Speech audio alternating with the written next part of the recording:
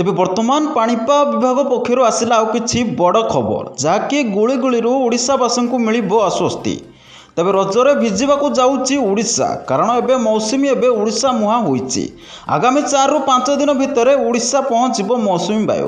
तेबे दक्षिण पश्चिम मौसुमी वायु पहुँचवा नहीं अनुकूल होईची पाग। तेबे आसंतु संपूर्ण खबर उपर नजर पकाइबा। तेबे आपण माने वीडियो को शेष पर्यंत देखंतु। ता सहित ए चैनल जदि नुआ करी आछंती एबे चैनल को सब्सक्राइब करी पाखर आस्तबा घंटी चिन्ह को दबाई दियंतु।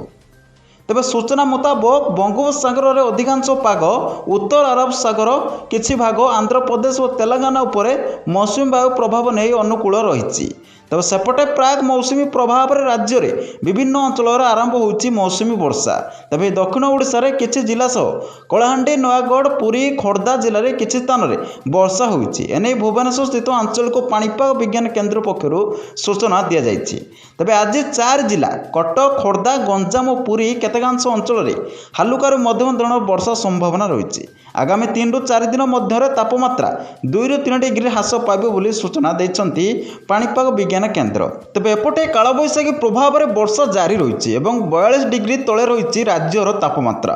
तेबे आज बौद्ध में 42.5 डिग्री रही बेले मालकानगिरी में 42 और संबलपुर में 41.8 सर्वोच्च तापमात्रा रेकर्ड होईची। तेबे एपटे भुवनेश्वर स्थित आंचलिक पाणीपाग विभाग पक्षर जहाँ सूचना मिलूची आज संध्यार मध्यरात्रि और आसंता काली सकाळ 8:30 मध्य दे 17 जिला को जारी होईची बिजुली घड़घड़ी सांग को वज्रपात। एने यह सब जिला को येलो वार्निंग जारी करिछि पाणीपाग विज्ञान केन्द्र। तेबे सब जिला गुड़िक होउछि मालकानगिरी कोरापुट रायगढ़ नवरंगपुर कलाहांडी कंधमाल नुआपड़ा बलांगीर सोनपुर बौद्ध गजपति सुंदरगढ़ केन्दुझर मयूरभंज बालेश्वर भद्रक और जाजपुर जिला। यह सब जिला येलो वार्निंग जारी करा जायछि।